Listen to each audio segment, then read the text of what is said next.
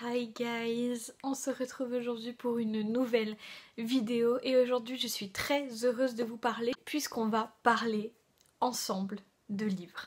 C'est un nouvel un update lecture particulier puisque il y a 7 livres, mais vous inquiétez pas, ça va aller très vite parce que 4 des livres que je vais vous présenter font partie d'une même série, donc je vais juste vous résumer un petit peu le tome 1. Alors, c'est également un update lecture particulier puisque je n'ai aucun livre en ma possession.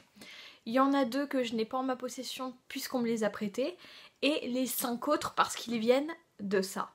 Ça, qu'est-ce que c'est? C'est un petit objet que j'aime énormément qui s'appelle une liseuse et que je me suis décidée à acquérir il y a maintenant, je dirais, 2-3 mois. Parce que je vais en Angleterre l'année prochaine et que, étant grosse lectrice, je ne peux pas emmener plein de livres comme ça avec moi dans ma valise, c'est pas possible.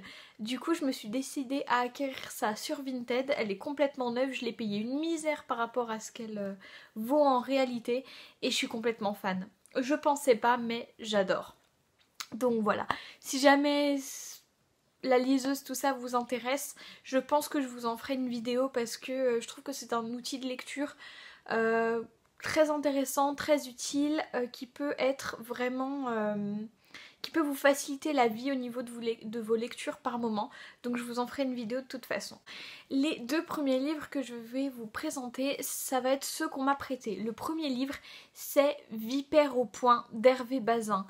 Alors Vipère au point, c'est un livre que je n'ai jamais lu, que j'ai toujours voulu lire parce que c'est un classique encore une fois, et parce que ça m'intriguait, voilà, parce que tout le monde l'avait à peu près lu pendant sa scolarité, comme Madame Bovary d'ailleurs, que je n'ai pas lu non plus. Parce que voilà, les programmes sont faits en fonction des régions, des écoles, des professeurs, et qu'on ne lit pas tous la même chose. Donc j'ai lu beaucoup de classiques, Les Misérables, etc. Mais j'ai jamais eu l'honneur de lire Vipère au point, et je dois dire que j'ai adoré ce livre. Si vous aimez les histoires de famille, les relations un petit peu tendues comme ça, mère-fils, voilà ce qui peut montrer par moments les complexités en fait des relations intrafamiliales, les complexités voilà de la relation parent-enfant, de voilà toutes les névroses qu'on se voit transmettre, toutes les petites rancœurs, bon là c'est quand même des grosses rancœurs parce que la mère d'Hervé Bazin, donc Folcoche, est particulièrement atteinte, mais c'est une histoire que j'ai énormément aimée, je peux que vous le recommander, c'est un classique qui je trouvais assez facile à lire. Le début est un peu compliqué parce qu'il faut rentrer dedans, que c'est un vocabulaire assez soutenu par moments, donc voilà, il faut rentrer dedans, mais une fois que vous êtes rentré dedans, croyez-moi, ça va se lire tout seul. J'ai vraiment beaucoup aimé ce livre. Et le deuxième livre que je vais vous présenter, c'est Ta deuxième vie commence le jour où tu comprends que tu n'en as qu'une, de Raphaël Giordano. J'ai adoré ce livre. Ce livre, c'est la collègue de travail de ma maman qui me l'a prêté.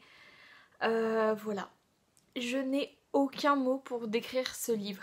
C'est en rapport avec ce que j'essaye de vous montrer sur ma chaîne, en rapport avec le fait, voilà, tout ce qui est prendre sa vie en main, pensée positive, bienveillance, acceptation de soi. Si vous aimez toutes ces vibes-là, tout ce « allez, maintenant, on pense à soi, on se reprend en main, tout simplement on se met un coup de pied aux fesses et on prend soin de soi », ce livre est une merveille. Je peux même pas vous le résumer parce que il est tout simplement parfait. Ça parle d'une jeune femme qui va pas bien, qui voit sa vie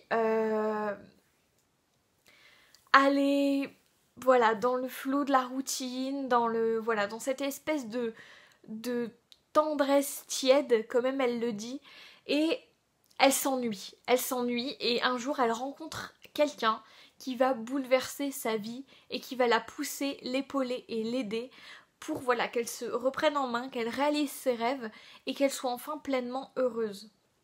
Et donc ce livre parle de ça, c'est du développement personnel, c'est voilà, c'est une merveille. Voilà, je peux que vous conseiller de le lire, moi je l'ai adoré, vraiment. Ça fait partie d'un des livres les plus agréables que j'ai jamais lus, vraiment. Il est émouvant, il est drôle, il est brillant, il est bien écrit, il y a beaucoup de citations dedans, c'est très inspirant, très facile à lire. Il fait, il me semble, 220 pages à peu près, c'est très court. Il est vraiment génial, je peux que vous recommander de le lire, vraiment. Ensuite, on va passer au livre que j'ai dans ma petite liseuse. Et on va d'abord commencer par les 4 tomes d'une même série. Donc il faut savoir que c'est une série qui comprend 5 tomes. Mais j'en ai lu que 4 pour l'instant parce que j'ai fait une petite pause. Parce que 4 tomes en plus c'est des sacrés pavés, donc... Voilà, il me fallait le temps de respirer un peu. Ces 4 tomes-là, ce sont les tomes de la série After, qui est très réputée, très aimée. Et c'est une de mes copines, la même qui m'a fait acheter ça. Si tu passes par là, merci Solena. Et c'est elle qui me les a fait découvrir. Et au début, moi j'étais très réticente, non, je lirai jamais ça. Non, c'est pas pour moi. De toute façon, je suis sûre que c'est qu'une pâle copie de 50 nuances degrés parce que c'est ce que tout le monde disait. En fait, ça n'a rien à voir. Rien à voir du tout. J'ai adoré After. Vous connaissez mon amour et ma passion un peu honteuse pour tout ce qui est teen movie, romance, très légère, pas du tout recherchée. Voilà, encore une fois, c'est... La littérature, c'est pas quelque chose d'élitiste pour moi. Vous lisez ce que vous voulez du moment que vous lisez, il n'y a pas de problème. Vous pouvez très bien lire des classiques et After de l'autre côté, il n'y a pas de souci. Et vraiment... J'ai beaucoup aimé ce livre et j'ai passé un bon moment, enfin ces livres, j'ai passé un bon moment en les lisant, donc je vais vous résumer rapidement le tome 1.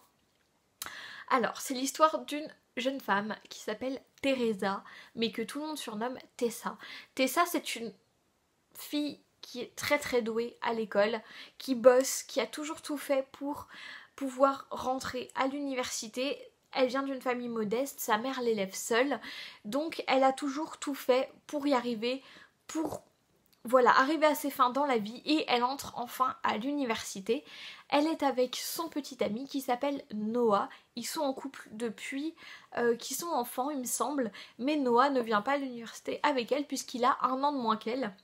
Donc Teresa se retrouve à l'université et elle tombe en colocation dans une chambre, et donc sa partenaire de chambre va un petit peu comme ça faire découvrir à Teresa tout l'aspect folie, un peu Spring Breakers si vous voulez, un peu Projet X, voilà, comme ça, de l'université, les fêtes, les garçons, l'alcool. Et donc Teresa va se retrouver un petit peu projetée là-dedans. Et elle fera la connaissance d'un jeune garçon qui s'appelle Hardin. Et voilà, c'est ce que raconte After. Je vous ai fait un résumé très très gros parce que je veux pas vous spoiler, dire des choses qu'il faut pas.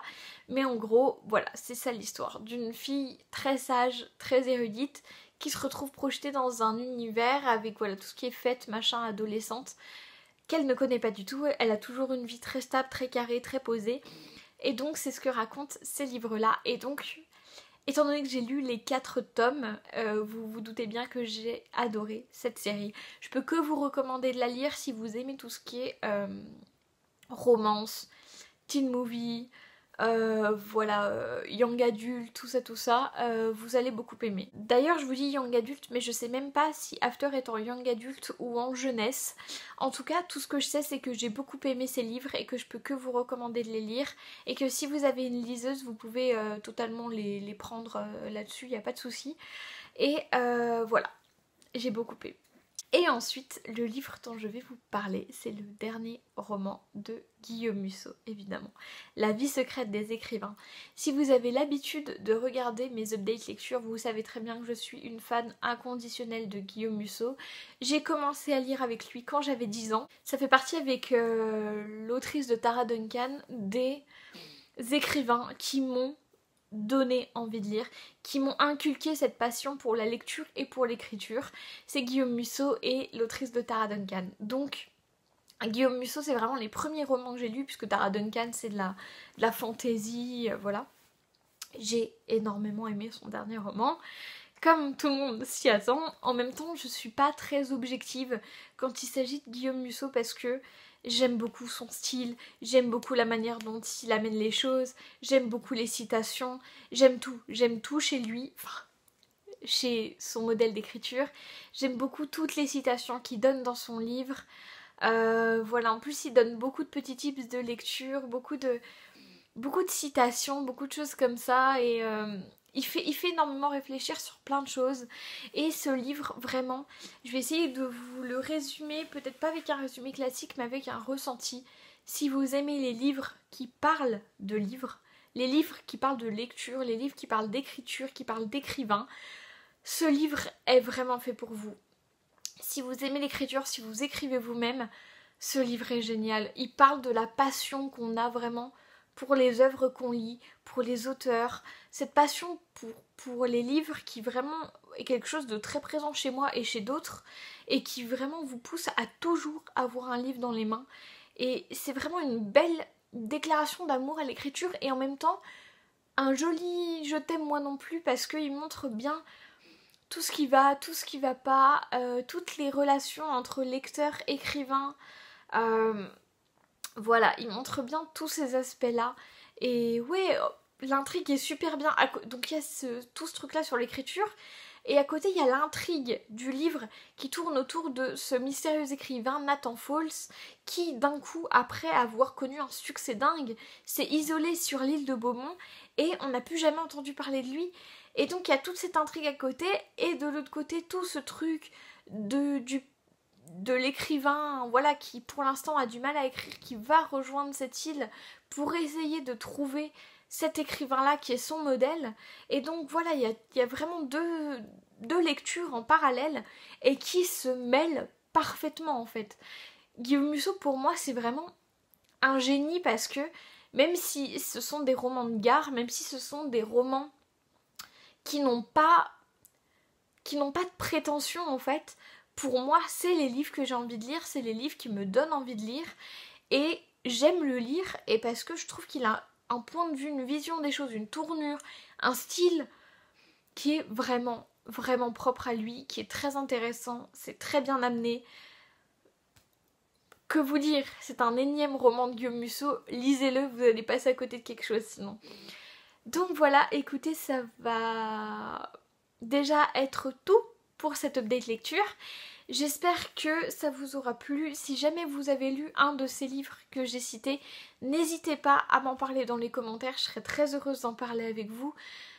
Encore une fois, voilà, la lecture c'est quelque chose qui n'est pas élitiste. Respectez les goûts de chacun, respectez ce que lit chacun, parce que je sais qu'il y a beaucoup de personnes qui sont pas très cool avec les gens qui lisent, voilà, soit des romans de gare, soit des mangas, ou voilà, des choses comme ça qui sont, on va dire, pas de la littérature classique, mais voilà, la littérature c'est ça aussi, c'est lire ce qui nous fait plaisir, ce qui nous fait envie, et voilà, la littérature c'est quelque chose de propre à chacun, et chacun l'aborde comme il en a envie. Donc soyez respectueux, mais en tout cas n'hésitez pas à en parler avec moi dans les commentaires ou entre vous, c'est avec plaisir.